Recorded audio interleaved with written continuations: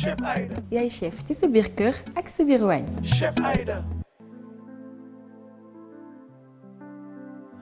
Bioskin, Biocarotte, by Sivop. ni jigéenu Sénégal yu bari maa ngi taamu meewu l'écran ndax nag mooy garanti meewu nag piir bu am juróom-ñetti ferñeent l'écran firnde mbëggeel bi gën a wóor. Orange Money pexe yi ñëpp la ci dièse 144 dièse ngir yombal seen dund taamu leen seen kalpe Orange Money daal ku ko xas a xam dootoo ko bàyyi. Orange. De la magie dans vos oreilles. Avec la toute nouvelle version de l'écouteur sans fil d'Apple AirPods Pro disponible chez Baobab Hightech. Jini Jinjer, kenn du ko lam-lame mooy suñu yëf. Y'a pas mieux dans mon pain. Goras Boutique, all types of lastic textile. Joker jar beneen du jar ak Joker yaay chef. Pasta Bella, au bout du goût. Warga, Mam Jara. Magico dafa magique day dindi bépp microbe am na parfumé am na citron. Les couches Tijunou, doux comme un bisou. Planète, jàppal sa planète, fièrement produit au Sénégal.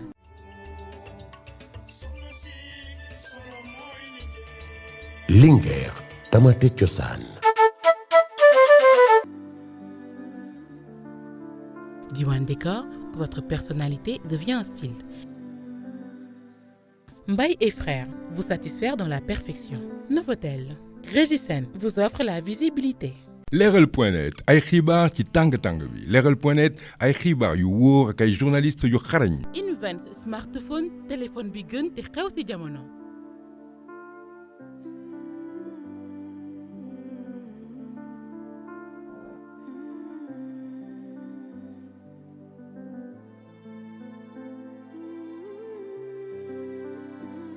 Sen Gold, une nouvelle vision de la bijouterie.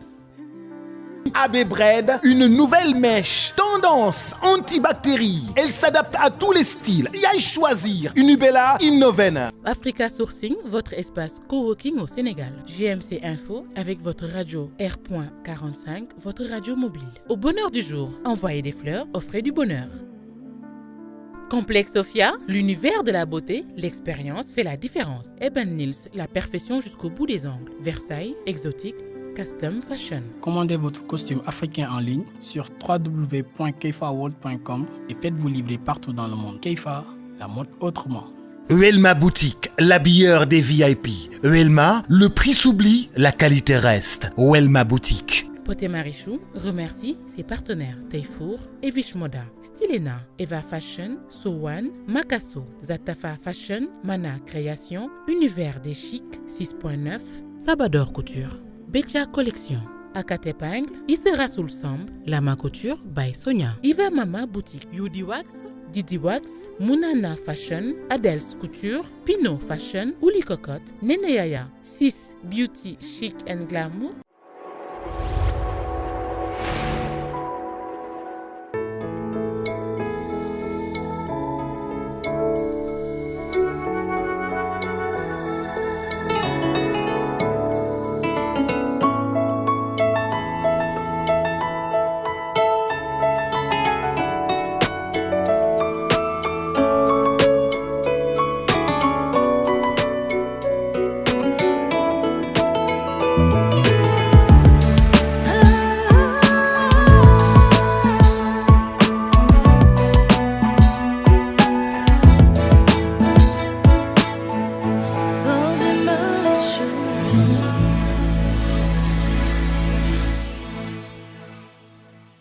Assalamu alaikum Sénégal, bienvenue dans votre émission Khalat, l'émission matinale qui booste votre journée. Bonjour Princesse Diop. Réveille vos sens. Aujourd'hui est un jour nouveau. Et ceci est un message pour ceux que j'appelle les Djambars. Ceux qui se reconstruisent et gardent l'espoir d'un lendemain meilleur. Ceux qui, malgré les incertitudes de la vie, osent aimer. Aimer d'un amour sincère, sans rien attendre en retour. Ceux-là même qui pardonnent par amour. Oui, parce que l'amour peut tout faire. L'amour est magique. À tous ces gens-là, j'ai envie de dire Gatchenga Lama. puissiez-vous trouver la force et le courage de vaincre les épreuves de la vie, de surmonter les obstacles de cette vie. Oui, de vaincre. Mon conseil de ce matin, ne baissez jamais les bras. Tant qu'il y a la vie, il y a espoir. Claude Joshua. D'accord, ok. Ok, d'accord.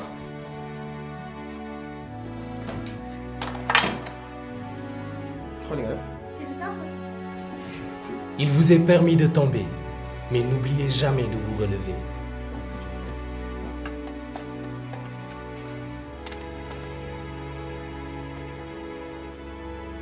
Continuez de persévérer. Oui, persévérez dans vos projets, persévérez dans votre famille, persévérez dans vos relations, persévérez partout. Vive le Sénégal. Vive Média Perfect. Vive l'amour.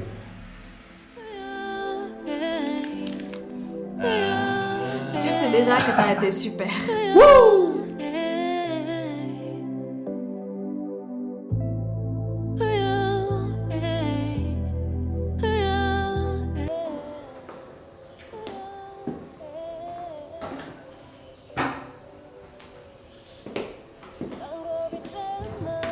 Papa?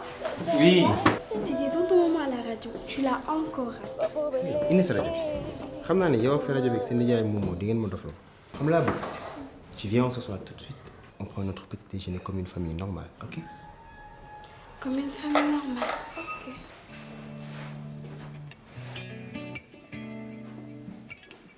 Il faut le reconnaître, la campagne digitale de Djinji Djinger a eu un franc succès. Non, et le client, il a été même plus que satisfait. C'est mon gars, nous avons buzz actuellement. Ça, c'est clair. D'ailleurs, même leurs concurrents nous ont contactés. On sait que web série, tu vois, modèle. Calmez-vous les gars.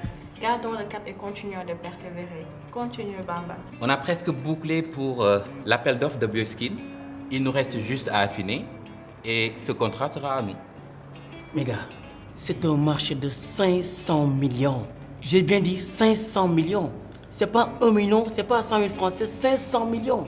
Et ce ne sera pas facile à décrocher. Il y a des formalités, mais concurrents et du mystère. def leen nànk nañ respecté tuuti tamit suñuy concurrent plus ñu foog ne ñu ngi ci kaw plus chute bi gën a nar a métti si ñun. Montrons notre expertise, voilà, gardons la tête froide. Mais après tout, on est les meilleurs. Je confirme. Voilà. Ça sera tout Bamba. Oui, pour le moment, c'était tout. Alors vous avez du pain sur la planche, je compte sur vous.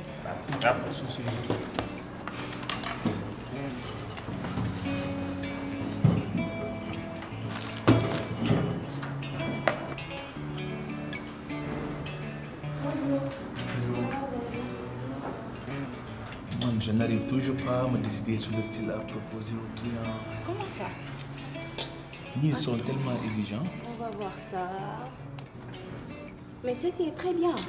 Pour le reste, il faut clairement les retravailler.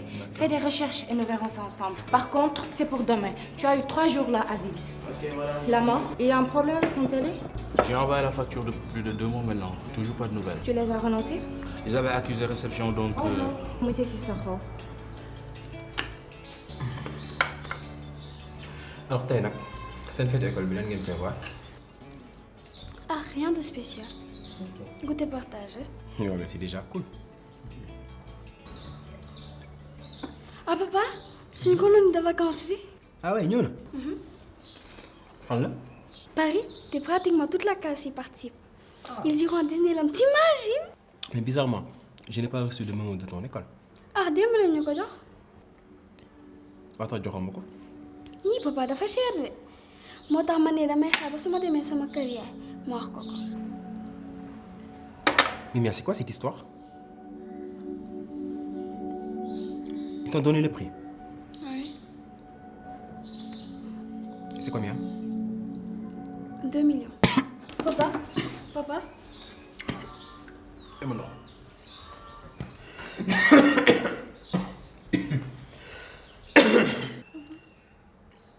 Papa, ça va? Si. Est-ce que nous m'en Mia, tu es prête? Oui. Mange ton dos. Bonjour Yacine. Mange les tout. Tu vas bien? Oui. Super.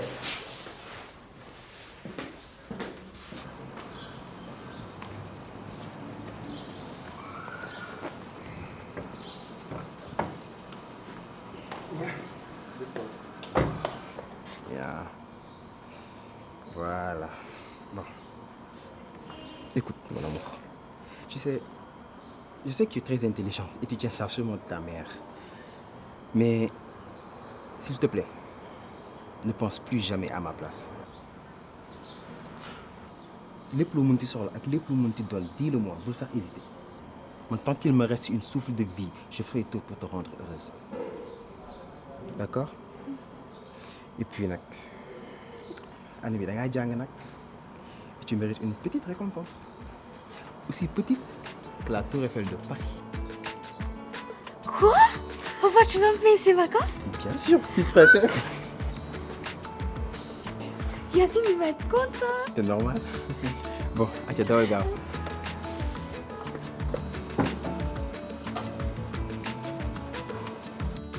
Papa, il a accepté le voyage. Je suis trop heureuse.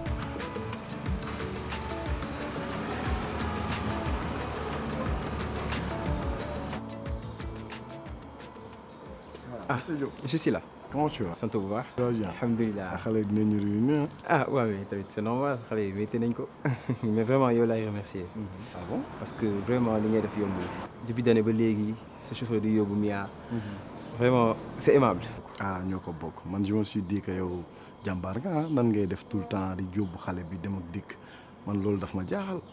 Man nak xamna bu dul won sama jabar duma ko mën.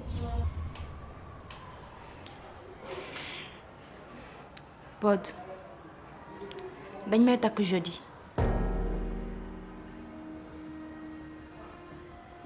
Monsieur, dañ may takk jeudi. Kon monsieur, tu m'as menti. Kon li nga ma doon wax yëpp du dëgg. Nan ma ay tu vas refaire ta vie. Ay tu vas te consacrer à tes ambitions, tes enfants, loolu yëpp ay fen la. Góor nga ma jëndee.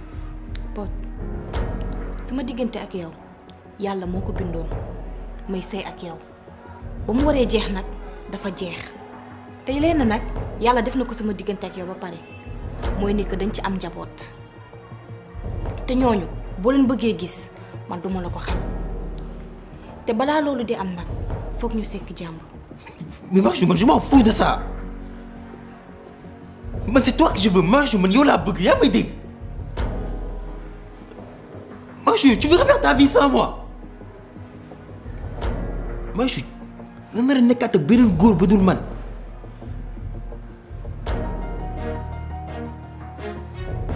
Ok. Kan la sa màgget boobu noonu la moom ngay sëy. Dis-moi, moom ngay sëy. Pod, màgget boobu noonu ngay wax sonaluma ci dara waaw moom laay sëyal te ni nga koy gisee noonu màgget boobu kilifa la te am diine am lislaam te am na yenn détails yoo xamante ni du ci dugg noppal na ma nag ci fépp. Pod, sëy nga ma mës a xamee ndax ci lañ ma yaree yow dara umpu la ci sama diggante ak yow nag bu demee ba jeex ci yow la du ci man kon war nga xoolaat bu baax sa bopp xool sa comportement. Monsieur Diop? Oui, c'est là. Allez, bonne journée. Ok, bonne journée.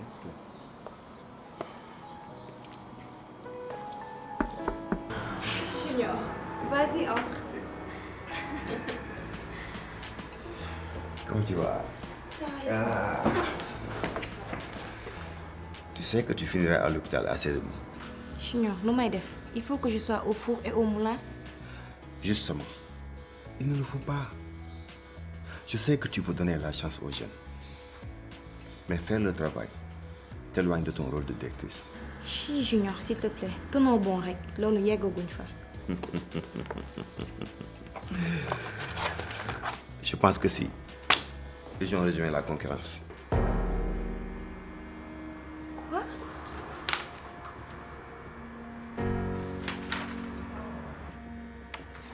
mais malheureusement une boîte dans la sous-région. Tu as 2 fois décalé les 2 rendez-vous. T'es amuñu caaxaan. C'était un client balèze. Avec lui, on aurait pu renforcer l'équipe avec des plus expérimentés. Mais il y a une autre opportunité beaucoup plus lourde. Mais cette fois-ci, faut pas le louper.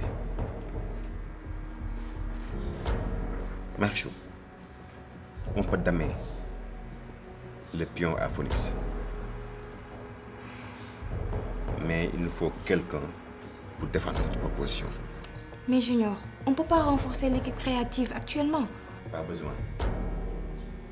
Mais avoir un showrunner capable de gérer la boîte, juste une personne, c'est ce qu'il nous faut. Tu penses à quelqu'un? Nous passons tous les deux à la même personne. Voilà, donc comme vous voyez, M. Faye, franchement, ces microcrédits vont nous permettre d'élargir notre clientèle et avoir un service de monétisation qui marche comme un calepin, ce qui va augmenter le flux. S'il vous plaît, M. Diop, épargnez-nous votre bonne foi. Nous sommes une banque, pas une œuvre de charité ou une maison de prod ou une agence de com, avec vos belles paroles et ces mignons pictogrammes. Revenez-nous avec une offre qui nous permettra de développer notre capital financier. Pas une offre sympathique. Merci.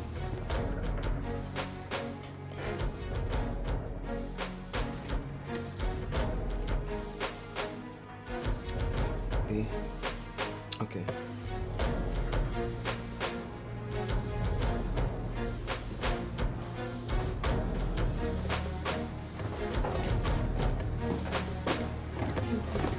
Monsieur Faye. Écoute, je comprends ta colère, mais que veux-tu? Il fait rouler son business, c'est tout. Et tu sais, je le comprends tellement. Le poste de directeur général, ça implique des responsabilités bien plus grandes. Bien plus grandes que cette présentation qu'on vient de lui faire. Ah oui, c'est vrai que tu étais...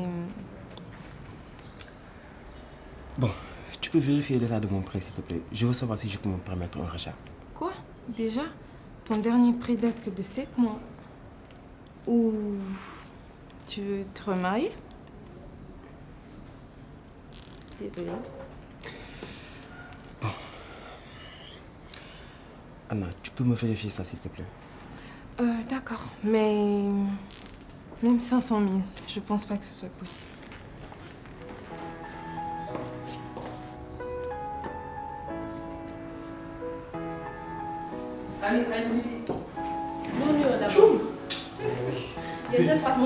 tout est smile sama yow. lan yow da nga ko sañ.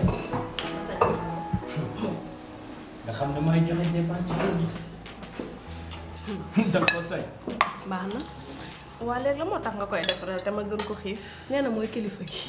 man duma sa wujju je suis ton frère. waaye xam naa lu may def. merci mon amour. Yow man dama la tooñ wala lan? Voilà. J'ai vu la programmation des émissions de ce soir. Oui. Mais comment tu veux me programmer une émission avec ce lascar-là alors que xam nga ce que je pense de lui? En plus, tu me demandes même pas mon avis. C'est comme si limite de me imposer. Non, je refuse de faire ça. Xalaatuma ko sax. Eh, tu vas faire cette interview. Momo nekkatoo xale te lii liggéey la amuñu jotu nekk fii di la seetaan nga naan da ngay taamu. Tu es la voix du peuple, non? duñu liggéey nag média perfect ba egsi fi ñu egsi nga naan danga ñu koy sabotel ak say caprice tàmm nga sa yii. D'accord maman. ndeke daal koo gis am na say tànneel.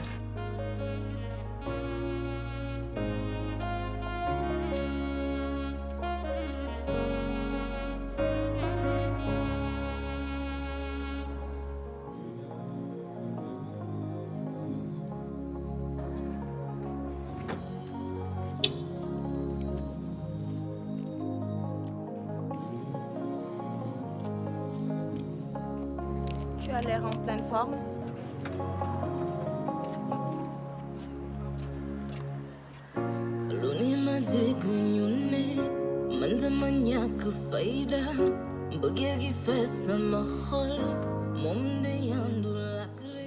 Belle voiture. Jolie coiffure. Mia moo ma relooké. Ah, machallah, dafa xam sax say goût. Même à deux, muy man ak Eva, nous n'avons même pas réussi à te faire gagner 1 kilo de plus. Kon jàmbaar la de. Marichou, qu'est-ce que tu me veux? J'ai vraiment besoin d'aide à Marodi. Tout cela est encore nouveau pour moi. Xawma ci dara. Marichou, li waxtaan nañ ci ba pare. Tu sais, tu as récupéré Marodi. Actuellement, Marodi t'appartient. Ma page là-bas est définitivement tournée. Je suis vraiment désolé, mais c'est non. Écoute, pote, un appel d'offres pour accueillir Bioskin. On devrait pouvoir s'arranger. S'il te plaît. Vraiment, pote. Ngay liggéey ay banque quand même. Musuma la xamé lolu. Le pote créatif que j'ai connu a besoin plus de liberté. Marichou, non, c'est non. Tu sais, actuellement, soxluma sa ndimbal. J'ai pas besoin que tu m'aides. Lenn rek laa bëgg nga xam ko. Je travaille et je gagne ma vie dignement. Donc s'il te plaît, certainement tu vas trouver quelqu'un de très compétent et qualifié pour defare li nga bëgg. Mais ce n'est pas moi. Je suis désolé et merci d'avoir pensé à moi.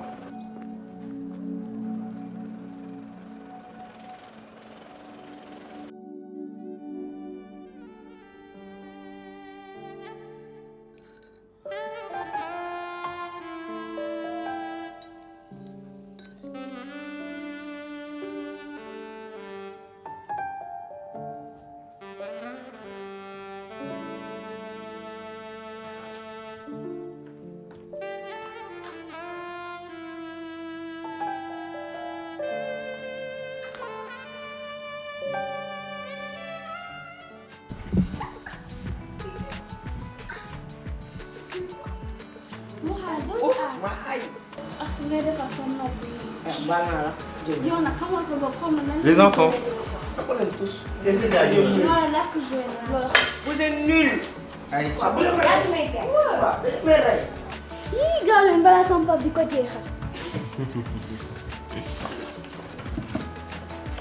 Bon appétit. Merci, Jandal Moura. Oui, tonton. Papa, Mouhamed tam day ñu wax ñun Disney. Ah ouais? Attends, man ma yaakaar ne juste yéen ancienne waa classe yi la. Non, sama benn tata moo nekk foofu. Foofu laay dem vacances. Ah d'accord.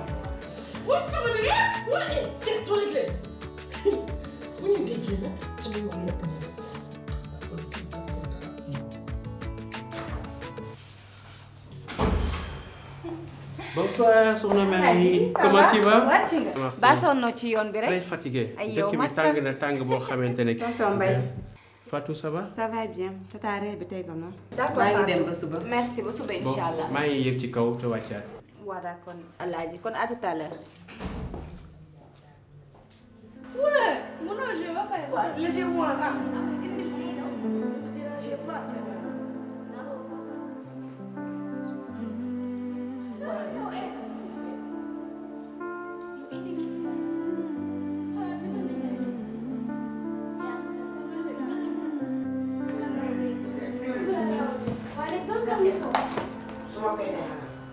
Da nga xam ne rek. Eh yow jox ñu. Je suis le meilleur.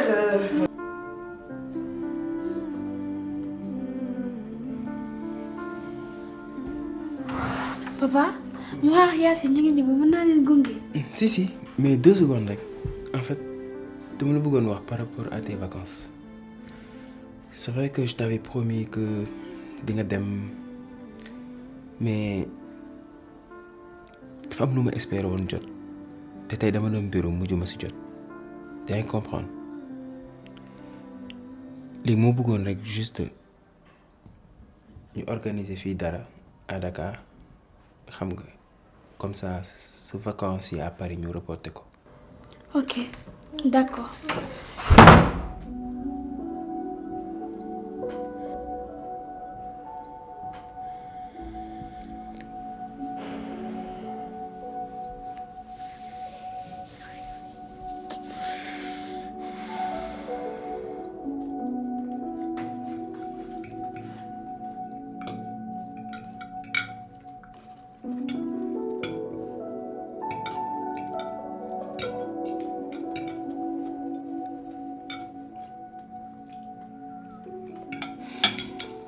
Alaaji yow tamit tàmm nga saa bu ma la defalee lakk jën yu saf yi def ci samay muul ak samay xeetu baax baax marine ko mu saf nga daal di ko fi bàyyi di lekk crudité yi yow tamit wala marinade bi moom moo saf bu la neexee mën naa wàññi dose bi. Non Marie, c'est pas ça. Dama xiiful. Et temps yi je préfère manger léger. Dama gëj def sport te bëgguma jël poids.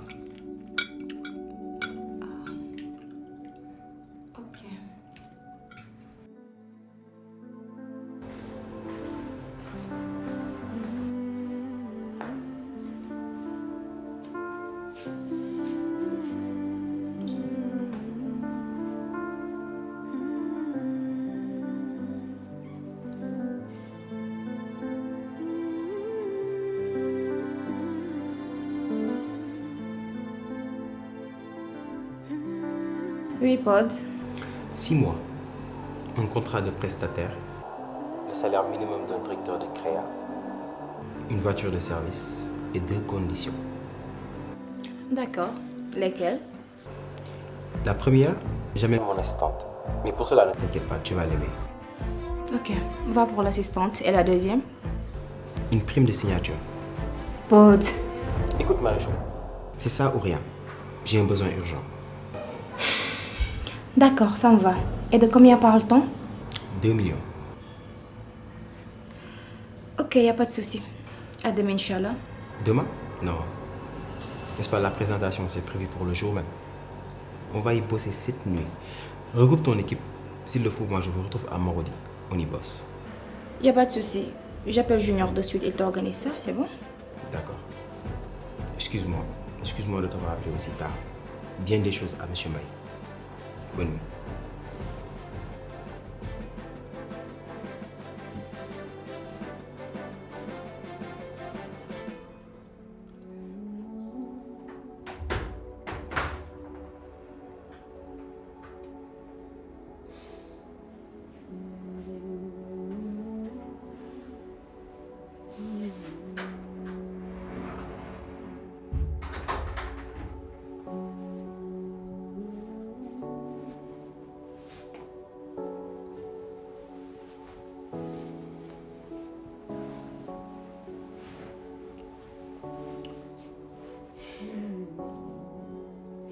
Mais Alec, demain, depuis quand tu es comme ça? Tes vacances, rien de mal qu'on promettre. Et bah, tu vas y aller.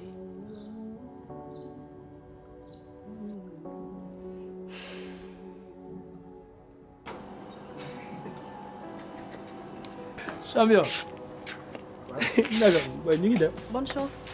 Merci beaucoup. Tu vas assurer. Comme d'habitude. Surveiller ma ko bu baax nag. Ouais. Bu ko fa dara métti. T'inquiète pas. Mais yow lay mel ni koy wax ak xale ni. Léegi aw ma droit surveiller lu sama jëkkër. Am nga ci droit. Ciao. Ciao. À plus.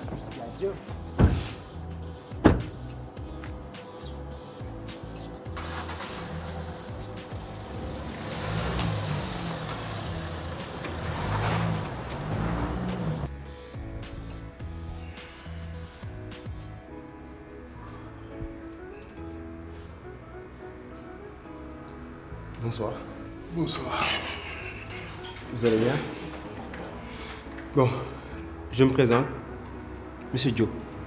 Pour ceux qui ne me connaissent pas, je suis l'ex-directeur de Marodi TV. Voilà, donc je m'excuse déjà de vous faire venir ici à cette heure-là. Mais il s'agit d'une extrême urgence. Je compte vraiment sur votre collaboration. Je vais vous prendre 2 heures de temps. C'est qui Junior? Junior, il est là-bas.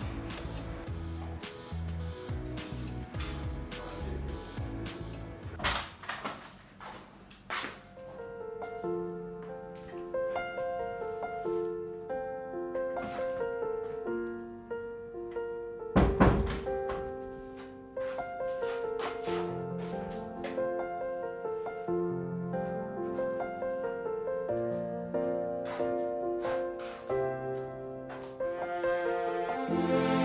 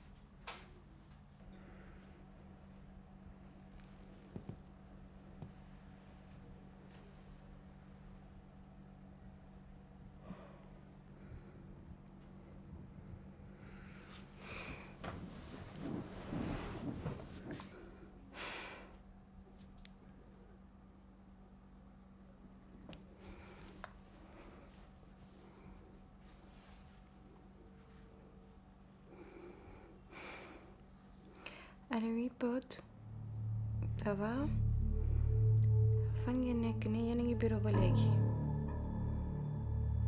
d'accord maa ngi ñëw rejoindre leen léegi d'accord tout à l'heure ok.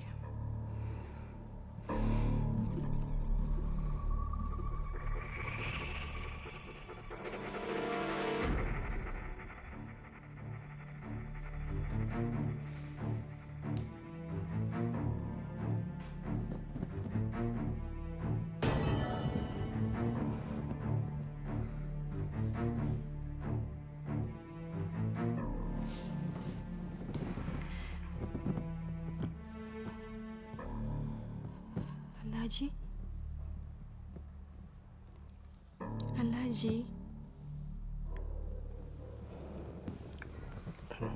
yaa ngi nelaw rek xanaa danga sonn. tey dama sonn. waaye ça se maa voit sonn kay. trop waaw. massa dëgg la kay. man de dama bëggoon dem bureau.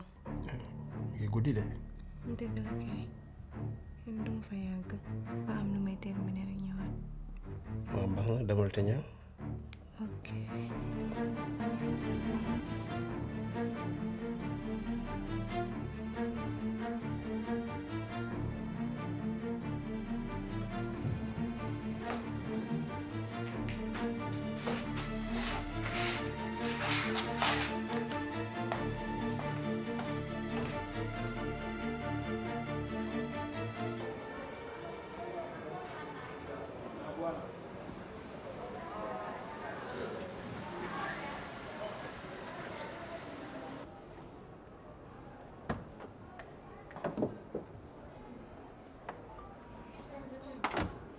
Ah, monsieur Babacar Niang, quel plaisir.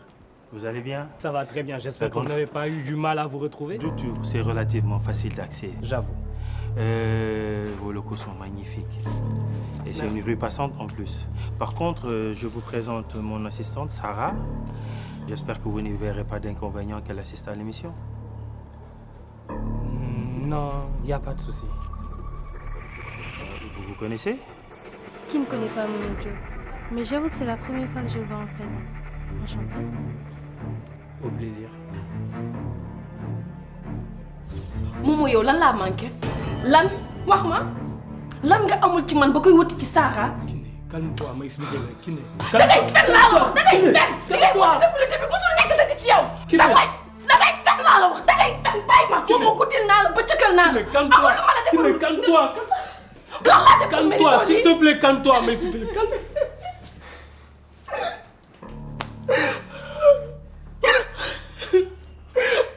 may ndam foog ni Sénégal ba mu tëj maa fi gën jëkkër ndekete yow doo dara yaa gën a yiis ñëpp jaam sax moo la gën pervers nga Rousseau sax di ma tromper sama biir kër. Doy na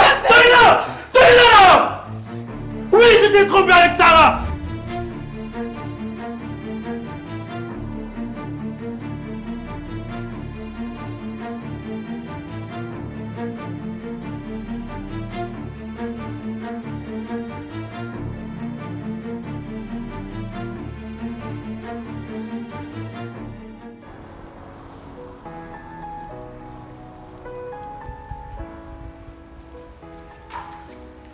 Bonsoir. Yow moom sonn nga de. Mais bon, je vois que avancé ngeen bu baax. Tu peux rentrer, je termine le reste avec toi, d'accord? Bon, andil naa leen li ngeen di lekk. Am na ay boissons ci biir. Mais qu'est-ce que tu fais ici à cette heure? Junior, je suis venue pour superviser, c'est normal, non? Oui, moi. Djumuyude. Il est dynamique et performant. Lama, yaa ngi toog.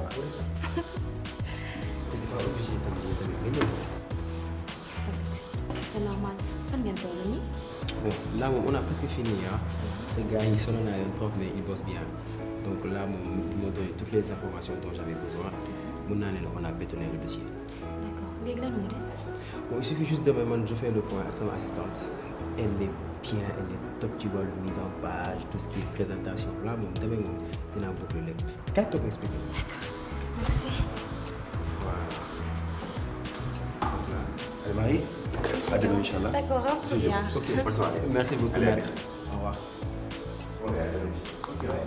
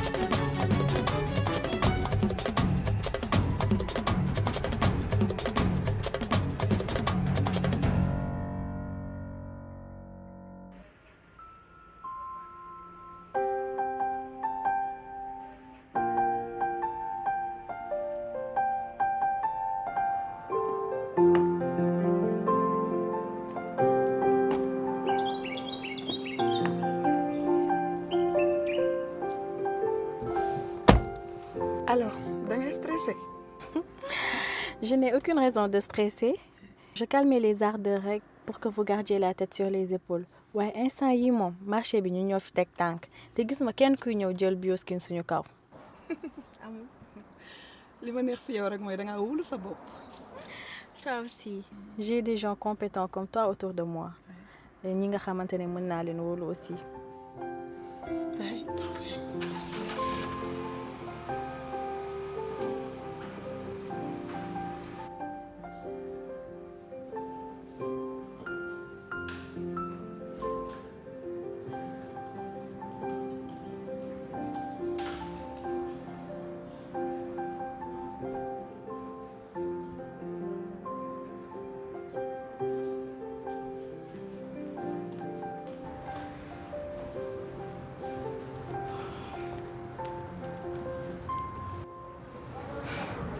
Apparemment, les seuls qui ont osé venir se confronter à nous. Compréhensible. ñun ñaa ko ñeme de. C'est bon alors. Maman, je suis où les filles? Aucune idée.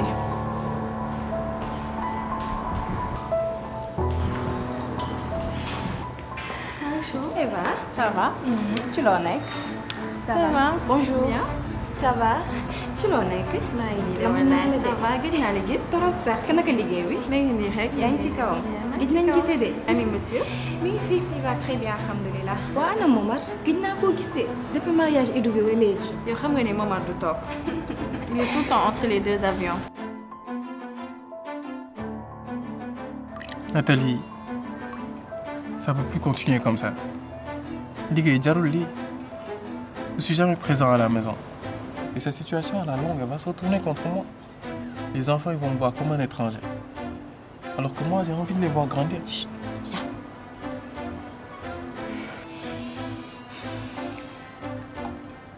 Chérie, je me suis sacrifiée pour toi. J'ai quitté mon travail pour garder les enfants. Car je sais à quel point ce boulot est important pour toi. Donc c'est pas le moment de regretter.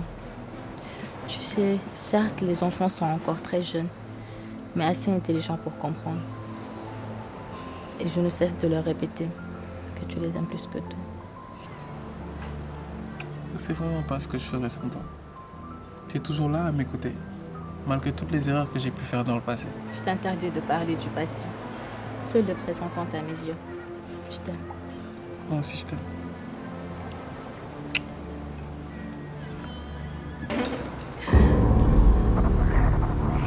Bonjour.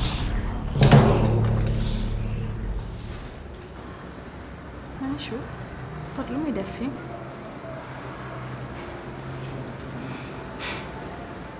ñoo ànd. Attends, kon xaalis bi nga récupéré Marodi yëpp jox ko Pod la. non man maa ko woo juste pour mu jàppale ma pour sama appel d'offre bi Boy Skin bi c'est normal. duma la ko nëbb de waaye ki nga xamante ne toroxal na la génnee na la si biti ak say doom ndax biti tey nga ñëw di àndaat ak moom ni de ku ma ko waxoon duma ko gëm. Eva dafa mel ni yow dangay fàttali que Marodi suñu nattu la bu nekkee ci ay jafe-jafe mënuñu ci dara foog ñu jàpp ci. tu te rappelles ba mu amee problème danga jaay sa entreprise juste pour jàppale Marodi suñu nattu la yàlla moo ñu ko teg alors nañ ko jàppee noonu rek. Eva ak lu mu mën ci doom danga war a xam ni tamit Pod mënuñu ko bañ parce que moom moo jur suñu ay doom.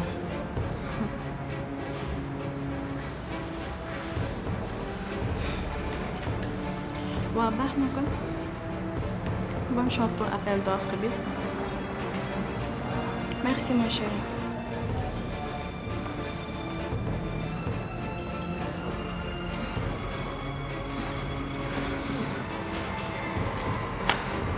waaye Eva Marodi tiitaluñ la man di tiitu le marché n'est plus garanti. kon yow da ngay douter nii. bien sûr man kuy douter du ànd ak man gis nga marché bi sama bakkan laa si teg. Vous devez juste savoir que nous avons sélectionné votre offre pour y répondre, car nous avons évalué également nos chances de la remporter. On connaît vos attentes Et nos compétences sont adaptées à votre demande. Nous avons l'expérience dans ce domaine. Nous avons la plateforme de diffusion et notre production parle d'elle-même. Car on fait également les meilleures vidéos du Sénégal et de la sous-région. S'il vous plaît.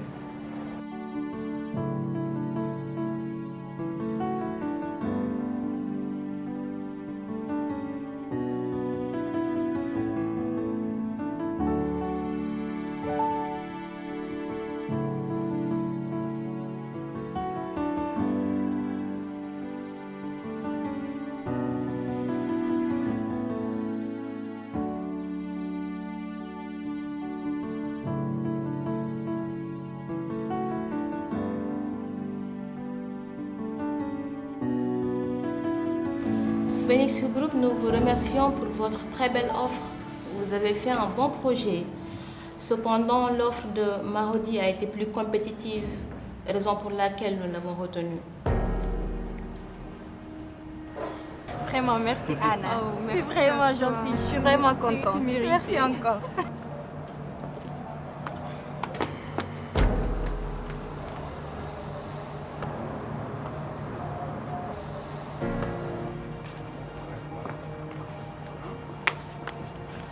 Ça a toujours été comme ça. Côté Marichou la yàgg nekk dafay fàttali ni man maa ko jural taawam nii la defoon dem Burkina bàyyi ma ak samay doom.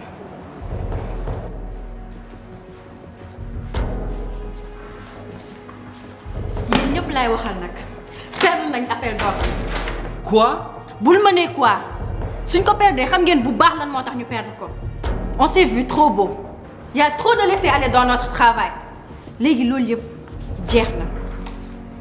Dinaa leen teg pression ba ngeen yëg ko.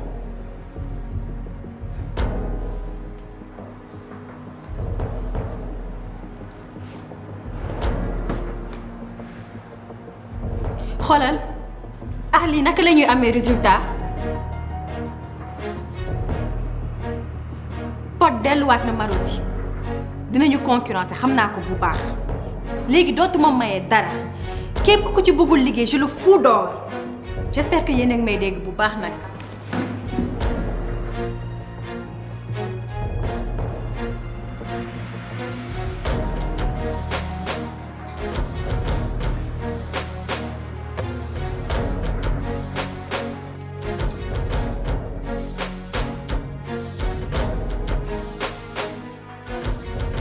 Félicitations pour Goldeskin. Ah, merci. C'est un peu grâce à toi. Donc c'est ta victoire aussi. Même si... Même si quoi? Même si j'ai trahi ma boîte en te filant une information confidentielle, Junior? Je l'avoue.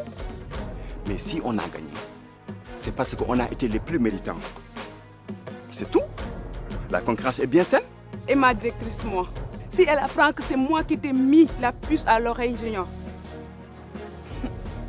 Déjà, notre relation est assez lourde avec nos deux boîtes concurrentes. Fallait vraiment pas me faire ce coup.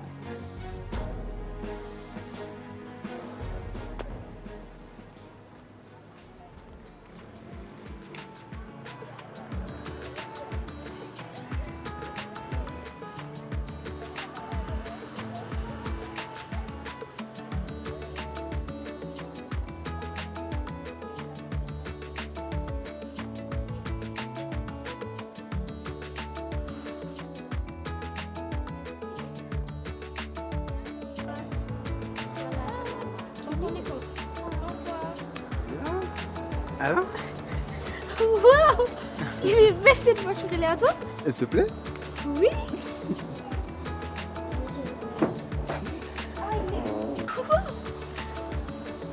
Elle est trop belle! Trop belle, hein? C'est pour te faire la surprise que je suis venu te prendre.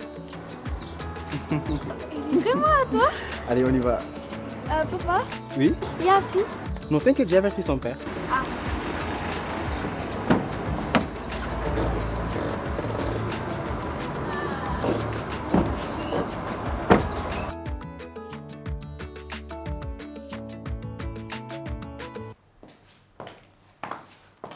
yaa ngi toog. waaw maa ngi dem te ñëw. demal te ñëw ak jàmm. D'accord Alaaji kon à tout à l'heure.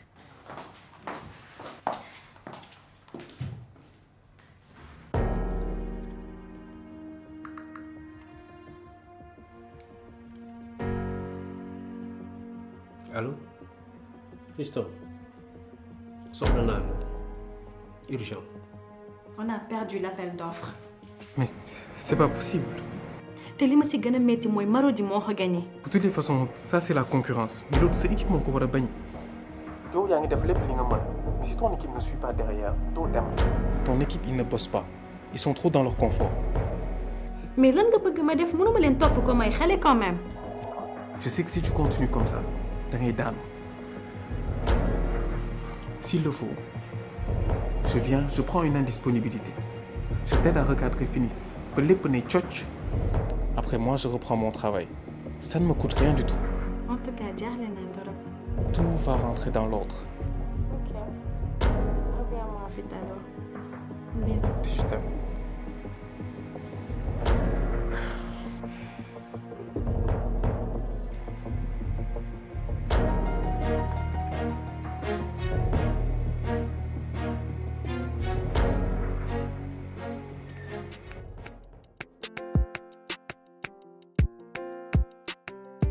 Monsieur Dame, bonsoir. Bonsoir. Est-ce que votre repas vous convient-il? Parfaitement. On essaie de faire un bar poché au bissap avec un risotto de sorgho. Et là, vous avez juste un coquelet avec des pommes duchesse. Je vous souhaite une bonne dégustation. Merci, c'est gentil. Et par rapport à votre support en communication, vous êtes plutôt radio ou télé? Bon, plutôt les deux. Mais je pense qu'on va démarrer avec la radio. Déjà, je pense qu'on peut déjà annoncer avec Khalat, qui est une émission vraiment très suivie. Ah oui? Cela peut se faire? Bien sûr. En plus, c'est animé par mon frère. Donc, tout ce qui est collaboration, laissez-moi, je vais tout gérer. Ah, Momo, c'est ton frère? Oui. Je n'avais pas vu la ressemblance. Et puis, foncez. De toute façon, vous avez carte blanche sur toute la campagne de communication. Ah, merci. Merci, mais je pense que je dois ces éloges à Madame Baye. Elle a beaucoup travaillé et bien sûr avec ses collaborateurs. Et surtout, elle a tenu à maintenir la culture de Marodi, qui n'est rien d'autre que le travail. Ah non. C'est son travail à lui et il ne fait que récolter ses fruits.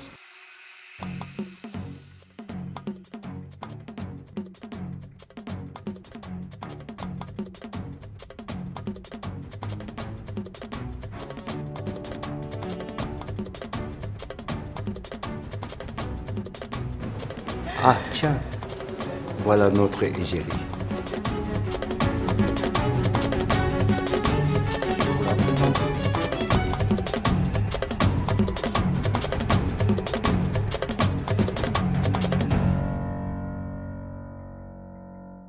Chef Aïda. yaay chef ci sa biir kër ak sa biir waañ. Chef Aïda. Bioskin, Biocarotte, by Sivop. ni jigéenu Sénégal yu bari maa ngi taamu meewu l'écran ndax nag mooy garanti meewu nag piir bu am juróom-ñetti ferñeent l'écran firnde mbëggeel bi gën a wóor. Orange Money pexe yi ñëpp la ci dièse 144 dièse ngir yombal seen dund taamu leen seen kalpe Orange Money daal ku ko xas a xam dootoo ko bàyyi.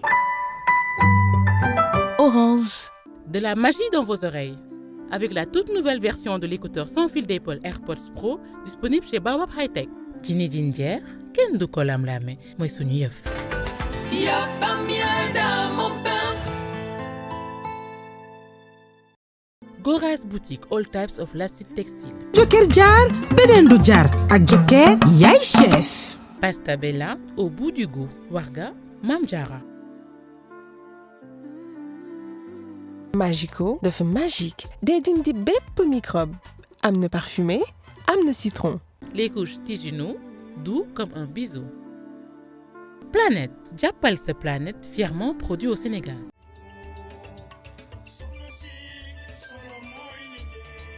Linguère, Tamate Cosaan. Diwan Décor, votre personnalité devient un style. Mbaye et Frères, vous satisfaire dans la perfection. Novotel, Régisen vous offre la visibilité. Leral.net ay xibaar ci tàng-tàng bi Leral.net ay xibaar yu wóor ak ay journalistes yu xarañ. Invent smartphone téléphone bi gën te xew ci jamono.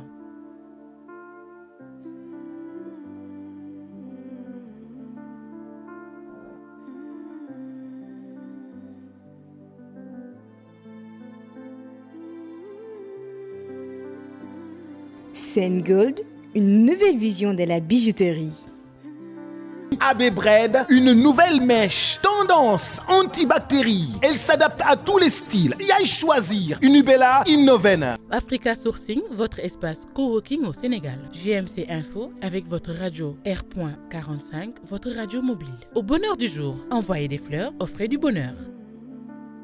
Complexe Sophia, l'univers de la beauté, l'expérience fait la différence. Eben Nils, la perfection jusqu'au bout des ongles. Versailles, exotique, custom fashion. Commandez votre costume africain en ligne sur www.keifaworld.com et faites-vous livrer partout dans le monde. Keifa, la mode autrement. Uelma Boutique, l'habilleur des VIP. Uelma, le prix s'oublie, la qualité reste. Uelma Boutique. Poté Marichou remercie ses partenaires Tayfour, Evish Moda, Stilena, Eva Fashion, Sowan, Makasso, Zatafa Fashion, Mana Création, Univers des Chics 6.9, Sabador Couture, Becha Collection, Akate Pingle, Issera Soul Samb, Lama Couture by Sonia, Iva Mama Boutique, Yudi Wax, Didi Wax, Munana Fashion, Adels Couture, Pino Fashion, Uli Cocotte, Nene Yaya, 6 Beauty Chic and Glamour.